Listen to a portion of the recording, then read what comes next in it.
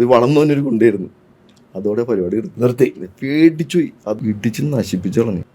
ചില ആൾക്കാരെ നമ്മ ഏത് ഫീൽഡിലാണെങ്കിലും ഇപ്പം എൻ്റെ ഫീൽഡ് ഇതാന്ന് പറയുമ്പോൾ അതിൽ ചില ആൾക്കാരെ നമ്മൾ ബഹുമാനിക്കണം.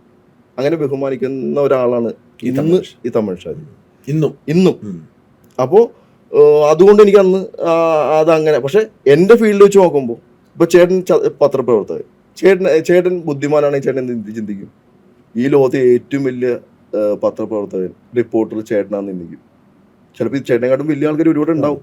പക്ഷെ ചേട്ടൻ ചിന്തിക്കുന്നത് ഞാനാണെന്ന് ചിന്തിച്ചാൽ മാത്രമേ ചേട്ടന് മുമ്പോട്ട് പോകാൻ പറ്റുള്ളൂ. അപ്പോൾ ഞാൻ എൻ്റെ ജീവിതത്തിൽ ഞാൻ ഇന്നും അന്നും ചിന്തിക്കുന്നത് ഞാനാണ്.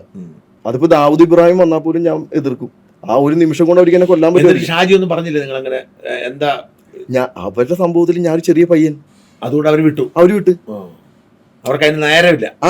പക്ഷെ അന്ന് ഞങ്ങളുടെ കൂടെ വന്ന ഒരുത്തിനാ അവരോർത്ത് ഏതോ വിവരമില്ലാത്തൊരു പയ്യൻ, അറിയാത്തത്. കാരണം അത്രയും ചെറിയ പയ്യനാ, കേസ് പിടിക്കേണ്ടെന്ന് വെച്ചു. കാരണം അവരെ സംബന്ധിച്ച് അത്രയും പേര് നിൽക്കണല്ലേ. എനിക്കറിയൂ ഇത് തമിഴ് ഷാജിയാണ്. ഞാൻ ഈ സ്കെൽറ്റായുടെ ആളായതുകൊണ്ട് ഞാൻ അങ്ങനെ പറഞ്ഞു.